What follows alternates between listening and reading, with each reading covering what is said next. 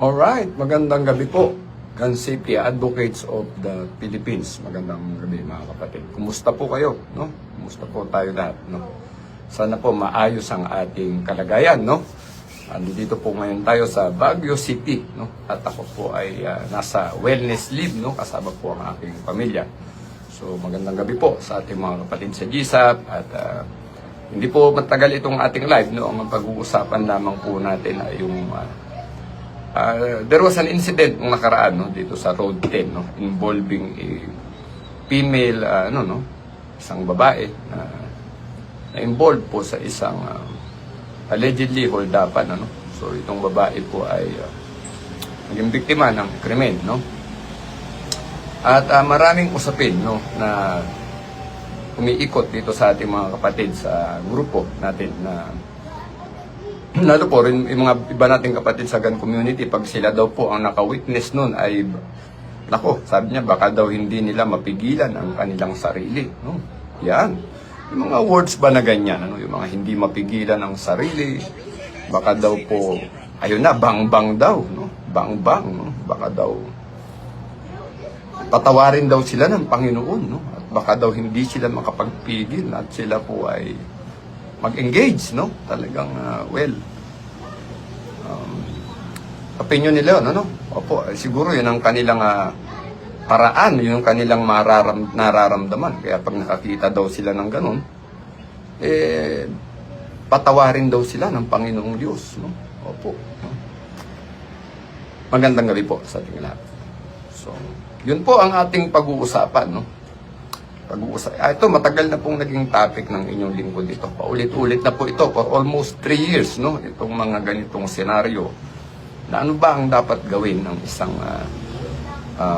responsible gun owner kapag siya po ay naka-encounter ng mga ganitong mga sitwasyon, Ganitong mga pagkakataon, Na hindi sinasadya, Ano ba ang dapat gawin ng isang responsible gun owner? Magandang gabi, Brother Teo Binjoy, Magandang gabi po sa inyo. Salamat po sa panonood, Paki-comment po kung maganda po yung ating yung ating audio, kasi kung hindi po baka gamitan ko ng microphone, Pero kung okay naman, siguro so be it, Sir Radimar Angeles, magandang gabi po sa inyo.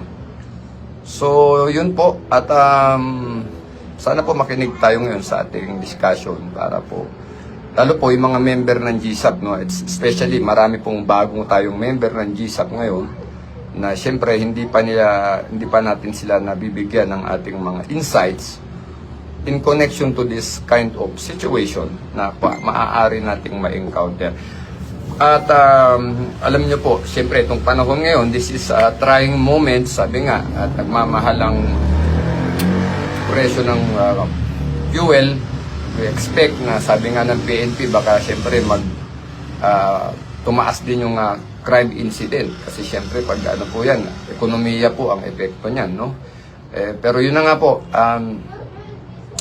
mag-iingat po tayo palagi, At lagi nga namin sinasabi na sana wag nating magamit yung ating baril, maiiwas po tayo sa mga ganitong situation, So yan, marami na pong nanonood, Paki-share po yung ating live para maabot na rin yung ating mga ibang kapatid.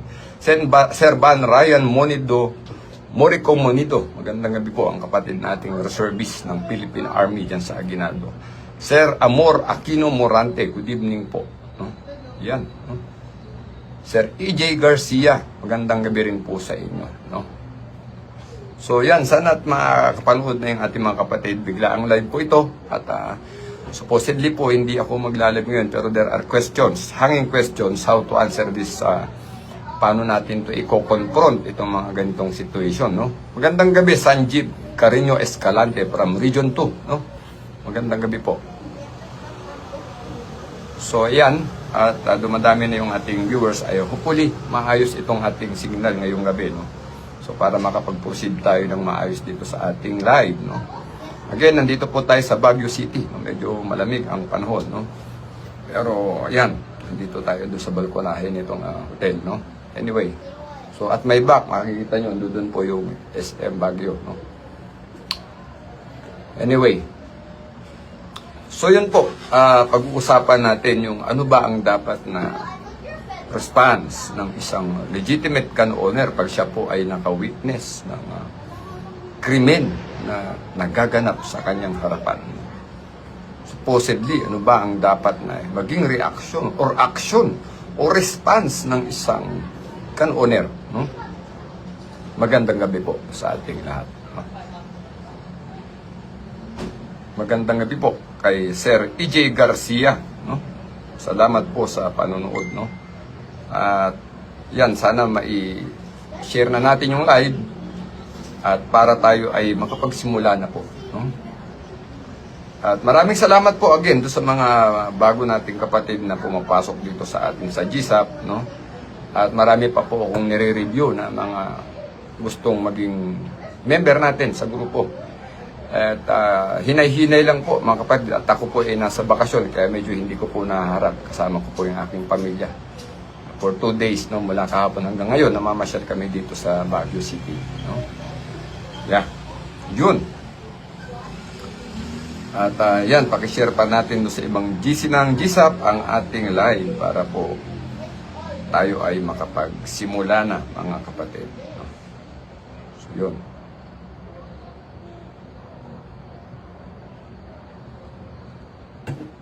Alright. Pag-usapan natin yung, ano ba ang dapat na maging response ng isang legitimate gun owner kapag siya po ay nakakita ng crime in progress? No?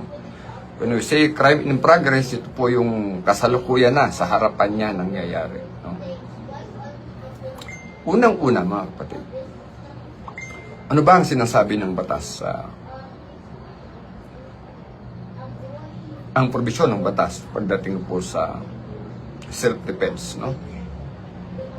Ang self-defense po ay nahahati sa 3 bahagi. May tinatawag pong, una po yung pagdedepensa ng sarili or self-defense, no? May tinatawag pong defense of relative, no? When you say defense of relative, it is relative either by affinity or consanguinity, no? Pag sinabi pong by affinity, yan ay kamag-anak mo lamang sa batas, no? Relative by law or in-laws, no? Yan po yung halimbawa po ay ang inyong dinan, bayaw, no? Yan po yung tinatawag na relative by affinity, no? When you say consanguinity, pag relative by consanguinity, we are mentioning that the relationship is by blood, no? Pinsan mo, kapatid mo, tiyahin mo, tiyuhin mo, no? So that is consanguinity. So, inaalaw ng batas na yan ay mapabilang sa defense of relative, if that is by affinity or by consanguinity. No? But now, may pangatlo po na uri ng pagdepensa. May pangatlo. Ito po yung tinatawag na defense of stranger. No? So, pag sinabing stranger, hindi nyo po kaano-ano. No?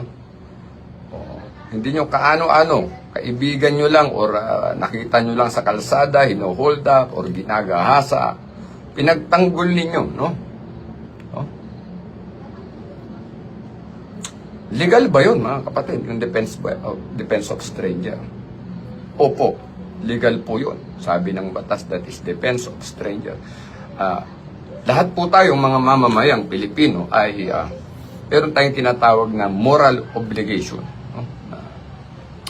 Pwede nating gawin yon, mga kapatid. But the thing is, no? Ito po, pwede, mga kapatid. Wala, hindi po pinapagbawal, no? Meron nga pong tinatawag na citizen's arrest, no?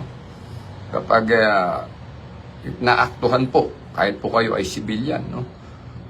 Pwede po kayong umaresto kung may kakayahan kayong umaresto at kaya nyo talagang i-manage yung situation kahit kayo po ay civilian, no? We call that citizen's arrest. No? Opo. Pwede po yan. No? Rule 113 po yun ng criminal procedure, no? Ng ating batas. No? But now, mga kapatid, isipin po ninyo na kapag kayo ay nag-intervene sa isang situation at you're not trained for it, ito po muna ang titignan ninyo mga kapatid ha. Pag kayo po ay nag-intervene sa isang situation na you are not trained for it, hindi po kayo sinanay dito, bumunot kayo ng baril. Ang intention ninyo ay to save life. But all of a sudden, nagkamali po kayo ng desisyon or ng kalkulasyon. Binunot nyo ang baril nyo para barilin yung assailant or yung suspect. Hindi tinamaan or tinamaan, lumusot po ang bala at may tinamaan na bystander. For instance, limbawa po, binaril nyo yung humold up dun sa babae. Pag baril nyo, lumusot po yung bala ron sa suspect, may tinamaan po na nakasakay sa jeep na hinihintay ng kanyang pamilya, ng asawa, ng anak niya na uuwi na sana sa bahay. At tinamaan po ng ligaw niyong bala. So wala pong kinalaman yung tao na yun na nakasakay doon sa jeep. Ang nangyari po ay nahagip siya ng bala ninyo. Papaano po yun? May nadamay, no? So, sa kagustuhan ninyong makatulong, may napasama pa mga kapatid. Or, ganito po, binaril nyo yung suspect, ang tinamaan nyo, yung biktima, no? Opo. Pwede po bang mangyari? Malaki po ang tsansa. Bakit po? Iba po kasi yung training natin sa firing range. Iba po yung real McCoy, no? Kaya nga po ako dito sa TRAED ay see to it na pag nagtitrain ako ng mga kasamahan natin, yung shot placement po ang aking ine-emphasize, no? Talagang I just want to yung maging yung precision po pag pumutok po yung ating estudyante sa ating TRAED, yung ating kasama. Talagang doon kung saan po pinapupunta ang bala, dapat doon po pupunta. Kasi iba po yung yung totoong situation, mga kapatid. Iba po 'yun, no? So if you will going to intervene sa isang senaryo na you are not trained for it, no? Ang pulis nga po, ang mga otoridad na, kami na po, ng mga authorities, nagkakamali pa ng kalkulasyon. How much more po yung mga sibilyan na wala po talagang training or proper training to handle situations like that, no? Sa kagustuhang tumulong ay napasama pa, no?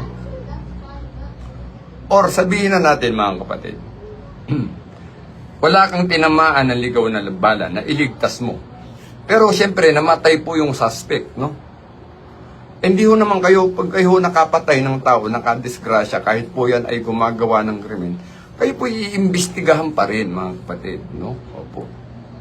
Iimbestigahan pa rin kayo, i-hold pa rin po kayo ng Philippine National Police. Kasi procedure po na once po na tayo ay na-involved sa shooting incident, either we are a licensed gun owner, we are PTC holder, i-hold po tayo for investigation. Ngayon, kapag mahina po yung ating depensa, ay nung binaril natin yung tao, kahit yan po yung masamang tao, nagdemanda po ang pamilya niyan, pwede pong umakyat yan sa judge, no?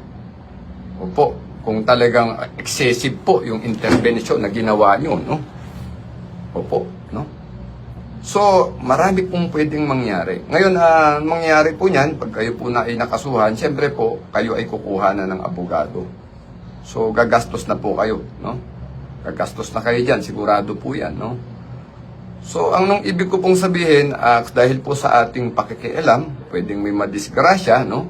Na ibang tao, or pwede namang gagastos tayo sa kaso na hindi naman talaga tayo involved kung hindi tayo nakialam. Kasi meron naman po talagang mga otoridad na para dapat humarap sa problemang yan. At hindi sana tayo nadamay. Ngayon siguro sasabihin niyo mga kapatid, Admin Corix, sabi mo para sa bayan, tutulong tayo. Tapos pagdating pala dun, ituturo mo, wag tumulong. No? Actually mga kapatid, hindi ko po sinasabing wag kayong tumulong. It is your choice. That's your life. No? Ang ibig ko lang sabihin mga kapatid, dapat kapag tayo ay nakialam sa ganitong situation, we are ready for all the consequences. Lahat po ng magiging resulta niyan, dapat handa tayo. Emotional, financial, no? Dalawang bagay po yan. Po yan, hassle po ang may kaso, lalo pag ganyan. At gastos po yan, no? Hindi po ganun lang na parang thank you na yan, no? Pag kayo ay nakasuhan, nahaharapin po ninyo yan. Although the intention is good, you just want to help, no? Opo. Kaya nga po ang turo dito, nung araw pa sinasabi ko na when emotions are high, intelligence is low, no? Kapag hindi po natin na-manage yung ating emotions, hindi po tayo nakapag-isip ng tama, mga kapatid. Nagbara-bara tayo dahil nabugso ng damdamin. Boom, kunana, pumutok ang baril. Tatay. After which, ano na, mga kapatid? Ano na po? Nong Ong Don Apa, magandang gabi po. Thank you for watching. Hindi ko po sinabing huwag kayong tumulong, no? Pero alam niyo po, ang pagtulong ay ano po yan. Una po na muna ninyong isipin yung kapakanan nyo, no? Opo, bago yung kapakanan ng iba, no? Paano po tayo tutulong kapag ang sarili po muna natin ay inilagay natin muna sa alanganin, sa balag ng alanganin? Paano ba talaga tayo tutulong sa mga insidenteng ganyan? Alam niyo po, ang unang-una po nating dapat bigyan po ng pansin pag may ganyan na pong insidente. Tandaan po natin yung identity ng mga suspect. No?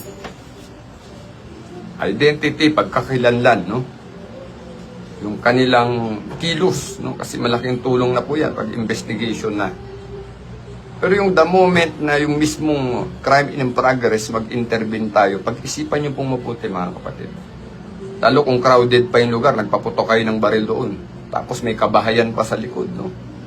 Kaya nga dapat sa 4 cardinal rules of ng ating ng marksmanship, mayroon tinatawag na be aware of the your target, eh. Tsaka yung background ng target. Kasi ang bala po pag lumabas na yan sa baril ng baril, hindi na natin kayang awatin yan. Kung saan ang direksyon, dun pupunta po yan, no? Mga kapatid, no? Pag-isipan po natin mag-intervene sa mga ganyang situation, no? Yan po yung pinag-uusapan namin dati, madalas nung pa sa mga dati nating live, yung superhero complex. Opo. Yung superhero complex na parang feeling mo, ikaw tagapagtanggol ng mga naaapi, no? Parang ikaw si Batman ng Gotham City. No? Pag may nangyari, pag nandyan ka, hindi ka papayag na hindi ka tutulong. No? Ikaw ay tagapagligtas ng sambayanan. No? No? Parang si Scheider, no, mga kapatid, pulis pang Kalawakan. No? Oo. Opo. Wala pong masama sa pagtulong. No? Pero see to it, kapag tayo tutulong, we are capable, we are trained for it, we are ready to face all the consequences of our actions. Otherwise, pag hindi po kayo ready sa consequences niyan, baka pag kinakasuhan na kayo, sasabihin mo, sana po, hindi pala ako nakialam. No? Sana pala, nanahimik na lang ako. Pero tapos na po yun, naharapin na ninyo yun, mga kapatid. Totoo yan, Sir Benji, yan yung sinasabi natin noon. Lalo pag kayo po na-disgrasya nyo ang tao, may kapamilya at kaibigan yan, kamag-anak yan. Sabi mong inareglo mo pero hindi mo alam, maaari kang balikan ng mga yan. Hindi kikibo yan, mga kapatid, no? Lalo po ang mga professional. Parang okay lang yan, tatanggapin lang yung bayad, no? Pero yung parte ng binayad mo, ibabayad nila sa tao yung para balikan ka, no? Mayroon po nakikipag-away, mga kapatid, no? Kasi yung inaaway mo, nakaaway mo, hindi lang kumikibo yan, no? Katulad lalo po niya pag may namatay na, no? Hindi kikibo yan, palipasin ka ng 1 year, babalikan ka naman. Mahirap dyan, pati member ng family mo, madadamay. Marami po tayong alam na kwento na ganyan, mga kapatid, no? Opo, marami po kong alam na kwentong ganyan. Pinalipas lang ang 1 o 2 taon, binalikan po. Yung iba po, kabaro pa namin, kasamahan namin sa serbisyo. Akala nila ganun-ganun lang yung nakabangga nila dahil hindi kumikibo, no? Ni hindi sila minura, ni hindi sila pinagbantaan. Pero nangyari po, humiga sila sa kalsada, no? Kaya mahirap po, mga kapatid. Opo. Hindi po parang pelikula lang po itong yung ating gagawin na makipagbarilan o makipagpalitan ng putok dahil tayo ang feeling natin ay we are tagapagligtas, no? Tayo ay pulis pang Kalawakan para tayong si Scheider, no? Tagapagtanggol ng naaapi, no? Ipaubaya natin sa mga otoridad itong mga ganitong sitwasyon, mga kapatid. Pag-ubaya po natin, parang awa na ninyo, no? Lalo po yan, ang mahirap dyan, na-involve kayo dyan, nakipagputukan kayo. Hindi, sabi mo, registered gun owner ako. Ako ay PTC holder. Pwede ako, may rule naman ang self-defense, ang tinatawag na defense of stranger. Kaya Nadala ako ng damdamin ko, gusto ko lang tumulong. Eh, nung pumutok ako, may lumusot yung bala. Hindi ko kontrolado yun. Gusto ko lang talagang tumulong. Ipaliwanag nyo sa korte, mga kapatid. And worst part of it, mga kapatid, registered gun owner ka, mapapansin na naman tayo nitong mga anti-gun, no? Oo, mga Pilipino gun owner, pakialamero, piling pulis. O, ipitan natin yung batas ng baril kasi nakikialam. Akala mo mga pulis, mga otoridad, no? Nakakala mo, kaya nila. Yun. Patay na naman po tayong mga registered and mga legal na gun owner, no? Mapapansin na naman yung batas na yan. Yun po, yung marami kasing side effect, mga kapatid. Maraming side effect. Kaya po, ako po, 10 na mga kasama natin dito sa GSAP.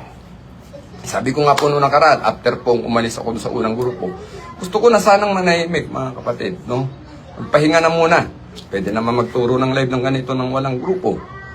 Kanya nga lang po, ito po, ang sabi po nung ating mga pioneer member do sa unang grupo na Sir Corix, hindi pwede ang ganyan. Kasi para tayong siyempre po, wala po akong commitment sa tao nung ako po yung nagsimulang lumabas sa social media. Pero alam niyo po, ito po ay nasimulan natin, may mga tao po kasi na umaasa rin na ang pagtuturo ay magtutuloy-tuloy. So, tama po sila. Dapat pong ituloy, no? Kaya po ito, nagkaroon tayo ng bagong grupo para ituloy po yung mga nasimulan sa una, no? Guidance po ay mahalaga, no? Mahalaga po ang guidance. Kaya nga po, ayan, nagpapasalamat ako kanila Sir Mark Pax, no? Ayan, isa po na nung ako'y nanahimik na, nag-usap kami, nag-live ako dahil dun po sa certain topic. Kaya po nag-live ako noong panahon na yun, parang a month ago, no? Ayan. Teka lang, 2 months ago, no? Nung mag-live ako. After ng, gusto ko sana munang magpahinga. Pero yun na nga po, itong topic na ito, siguro mga panlima ko na itong tinatopic. Every time na ganitong may topic, ano po ito? Nagiging mainit, no? Kaya paulit-ulit ko rin pinaliliwanag, mga kapatid, yung tinatawag na superhero, ano na yan, complex, no? Yung feeling natin ay tayo ay tagapagligtas, no? Kasi alam niyo po, ano yan may... Mamaya, ayoko po nga actually, mamaya pwede nyong i-google at pag-aralan sa sarili nyo kung ano po yung binabanggit ko na superhero complex, no? Kasi baka mamaya may iba dito, ma-open sa sasabihin ko, no? Pero yung mga taong may superhero complex kasi there is something wrong with them, no? Nabubuhay po yan sa may hallucination yan. They are sent by someone, no? Sila ay pinadala para maging tagapagligtas, tutulong sa mga naaapi, no? Parang ganun po yan. Kaya nga po ang tawag ay superhero complex, mga kapatid. So sana wala tayong ganyan, mga kapatid, yung superhero complex na yan. Kasi papahamak po tayo ng ganyang perspective. Mapapahamak po tayo dyan, 100% yan, no? Sir Dan Ray Del Rosario, good evening po. Sir Aljo Soberano Onarebos, gandang gabi. At Sir Michael Canelas, good evening po, no? Sana maayos po yung audio, mga kapatid, no? Maayos po sana yung audio natin. Anyway, yun po ang ating gustong ipahatid ngayong gabi, no? Apo, kung gusto po nating tumulong, there are ways, no? Tandaan natin yung mga mukha, identity ng tao, no? Pero yung personally na you will act like a law enforcement officer na makipag-engage tayo, pag-isipan nyo pong mabuti. Kahit po may tinatawag na defense of strangers, pag-isipan nyo pa rin pong mabuti. Pag-isipan nyo pong mabuti. Good evening po, Jeff T. Orbien. Magandang gabi sa inyo. Sir Ed Busita. Magandang gabi rin po sa inyo. Sana po, maging malinaw po yung ating pinag-uusapan. Hindi ko kayo pinipigilan na kayo ay makipag-engage. Pero pag-isipan nyo pong mabuti. No? Yung outcome, no? Sabi ko nga po, ang gun ownership, it's not about accepting responsibility. It is you accepting two things in gun ownership. You have to accept responsibility and accountability. You have that both kapag kayo po ay nasa gun ownership. Dalawa po yan. No? Hindi pwedeng sabihin mong responsibilidad lang pero hindi mo kukunin yung pananagutan. Hindi po ganun yun. Pagputok po ng baril nyo, doon na po lalabas yung pananagutan na sinasabi natin. No? Sir Randy Guzman and Sir Junray Argawanon from PNP Krami. Ito si Sir Junray, patrolman Argawanon. Ito ito po ay former student ni Sheriff Siladina, no? Ang aking kinakapatid, no? Sir Ram Galang, good evening po sa inyo. Salamat po sa pag-antabay sa ating programa. Responsibility and accountability. Responsibilidad at pananagutan sa gun ownership. Yan po yung malaking factor, yung malaking bagay na dapat nating maunawaan. Kaya lagi ko pong ini-emphasize yung responsibility and accountability. Pagtanggap ng responsibilidad, kasamang tinanggap ang pananagutan. At dapat handa po tayo sa pananagutan. Handa ang ating isip at handa rin ang ating bulsa. No? Po. Kaya po rito sa GSAP, kaya po tayo may legal team. Doon sa unang grupo, kaya po in-establish ko po yung legal team. Kasi ang ating objective, kapag ang member ko ay na-involve sa self-defense shooting incident, uulitin ko po, kapag self-defense shooting incident, na-determine ng board na self-defense talaga, tutulong po ang GSAP na sa kaso ng member para hindi po siya mabigatan sa legal sa kanyang legal na laban sa korte dahil may abogado po ang ating GSAP. Kaya nga po dito sa GSAP, yung mga abogado, kasama po sila doon sa ating SEC registration sa Board of Trustee kasi para committed sila sa mga member. Kaya po ang board, sa unang grupo po, yun po ang objective ko noon. Ang abogado ay ilagay sa board sa mismong ating SEC registration para committed sila sa mga member kapag nagkaroon ng kaso. Kaya hindi po ako naglalagay ng board of director na wala pong function, no? Wala pong gagawin para sa tao. Kaya lahat po ng nilalagay dapat sa board of director, sa board of trustee ng isang organization, sa SEC registration, dapat lahat sila may trabaho, may contribution, no? Hindi kung sino-sino lang na gusto nating ilagay na hindi naman talaga makakatulong ng malaki sa membro, no? Kaya yan, meron tayong Attorney Patrio Sanyeres dito sa GSAP, meron tayong Attorney Ramil Comendador, at ang ating isang mahusay na abogado natin si Attorney Hanaboy Descalar, no? Ayan po yung ating mga lawyer, no? Si Attorney Comendador, legal advice lang mabibigay niyan kasi yan po ay fiscal sa Olongapo City, no? So magko-conflict of interest po yan para mag-abogado sa atin. Pero dahil siya po ay fiscal, makakatulang po yan para sa ating mga legal advices, no? Malaking bagay po yan.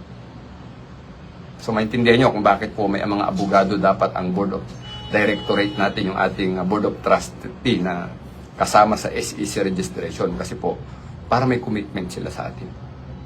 Hindi po pwedeng hindi nila tayo pagmamalasakitan dahil sila ay board of director, mga kapatid, no?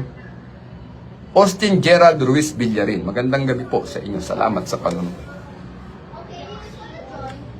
You have the option to choose, mga kapatid. To engage or not to engage. To engage or not to engage. Sa kagustuhan mong tumulong, mas napasama pa ang situation mo. No? Maraming paraan po ng pagtulong, mga kapatid. Not to the extent na isugal nyo ang buhay nyo, isugal mo yung mga buhay ng nasa paligid mo na hindi naman involved dun sa incident. At pag sinugal mo rin ang buhay mo, isinugal mo rin ang future ng mga anak mo, ng pamilya mo. So wala po sa ating ni isa man na gusto mangyari yun, no? Na yung pera na lang nagagastusin mo sa pamilya mo, gagastusin mo pa sa abogado. Yung pan-tuition fee ng anak mo, gagamitin mong pang-acceptance fee sa kaso mo. Na hindi naman dapat na mangyari yun kung hindi ka na-involved, mga kapatid. You have to mind your own business, mga kapatid. Unahin mo muna ang sarili at pamilya mo bago ka magpaka-superhero, no? Pero kung talagang kaya mo naman, ayun ito na nga po yung sinasabi ko. Talagang kaya mo, may pera ka, may abogado ka, at wala ka namang financial issue. Tsaka tingin mo magaling ka talaga sa baril. Then do it, no? Then do it. Pero you have to face all the consequences. No? Face all the consequences of your actions, mga kapatid. Magandang gabi po, Sir Eric Estrada. No? Pwede po kayo magtanong ngayong gabi bago tapusin ang live. At sabi ko nga po kanina, this is a short live. Gusto ko lang pong elaborate itong defense of stranger na to, yung ating mga superhero mentality na to, superhero complex na to. Saan ba tayo dadalhin yan? No? Malaki sa malaki lamang ang tayo ay mapahamak dyan, mga kapatid. Again, ulitin ko, we are not, hindi namin kayo pinipigilan na magpaka-superhero, tumulong. Pero, see to it na you are ready for all the consequences that may come along the way pagkatapos po na pumutok na ang baril ninyo. No? Responsibilidad at pananagutan. Palagi naming sinasabi sa inyo, mga kapatid. So, pwede kayo magtanong bago ko po tapusin ang live, no? Pwede kayo magtanong ngayon. At pwede nyo pong ilagay rito sa comment section at kung kaya po nating sagutin ay sasagutin natin, no? Yan, at Dexter Mendoza Alibar, magandang gabi po sa inyo. Yan, at hindi ko yata nabati yung iba. I'm sorry, mga kapatid. No? So yun, kung wala na pong tanong, mga kapatid, paglilinaw lang po ito. No? Paglilinaw lang po na sana po ay bago tayo mag-intervene o makialam sa police business, sa trabaho ng police, ng mga otoridad, pag-isipan po natin mabuti. Kaya ba natin ang resulta? Kaya ba nating i-handle yung situation? No? Usually po, may kasabihan nga po, nung ako'y estudyante pa ng criminology, turo ng mga profesor sa Philippine College of Criminology, yung headhunters never walk alone. No? Mostly po, yung mga hold-upper nyo, akala nyo, isa, dalawa lang yan, pero may pala yan, may backup po yan. Pagbunot nyo ng baril, yung isa pala, nakatayo lang sa kanto, binaril na kayo, nakatalikod kayo, wala kayong kalam-alam. Kala nyo, ano lang yun, passers-by lang yun. Na usosero lang na nakakainood-nood doon. Pero pag nalagay na sa alanganin ng kasama niya, puputokan kayo nun, mga kapatid. Kaya nga sabi ko po, pag-isipan nyo mabuti. Kung kayo ay makikialam dyan, are you really capable? Are you prepared? You are trained for that ba? Are you willing to die for that stranger? No? Iko-compromise mo yung iyong kaligtasan, exchange of that a burst of emotion na you are somebody or a superhero na kailangan mong tulungan tong tao na ito. Dahil inaapi ito, sinasaktan to. Dahil may PTC naman ako, ibaril ako, kaya ko to. Saan po kayo dadalhin niya? No? Sana po mag-isip tayo ng mas maliwanag, mas matino. Lalo po minsan sa comment section, sa mga GC, pag may nakabasa po dyan, kung ako yan, bang-bang na yan. No?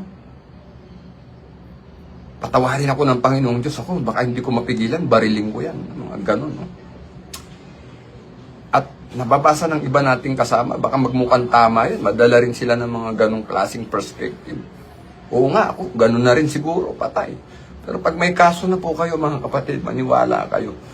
I've been there, mga kapatid, nakasuhan na po ako, no? Alam ko po ang pakiramdam niyan. Ako po'y leya na, pero napaka-stressful po nang kayo may kaso. Opo, stressful po pag may kaso kayo. Lalo ganyan po, may may patay pang tao. Ako, Panginoon. Very stressful po yan.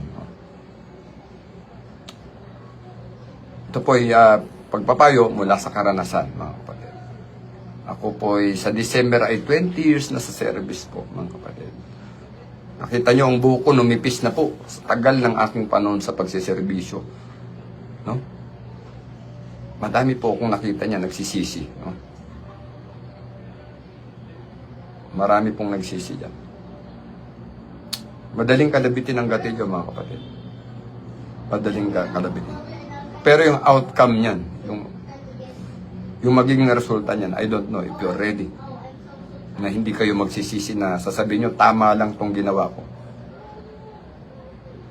Mag-isip po tayo, mga kapatid. No? Yun lamang po, mga kapatid, sa Gun Safety Advocate of the Philippines, yung mga aking mga follower na nanonood sa page. Magandang gabi po sa ating lahat. At iwan ko po sa inyo ay yung isang mensahe na sana po ay magkaroon tayo ng malinaw na pag-iisip at lagi tayong mananalangin sa Panginoong Diyos na ilayo po niya tayo sa mga sitwasyon na ganito. Huwag po natin hanapin ang trouble, no? Huwag natin hanapin yan dahil sa kagustuhan mong magsumikat ka, maging bayani ka, madyaryo ka, or mabalita ang matapang ka, you will going to compromise your own safety and the future of your own family. No? Huwag po, mga kapatid. Nag-isip po tayo. So yun lamang po mga kapatid sa GSAP at mga followers natin, subscribers dito sa aking page ni Corixman. Mabuhay po tayong lahat. To God be all the glory. Mag-iingat po tayong lagi.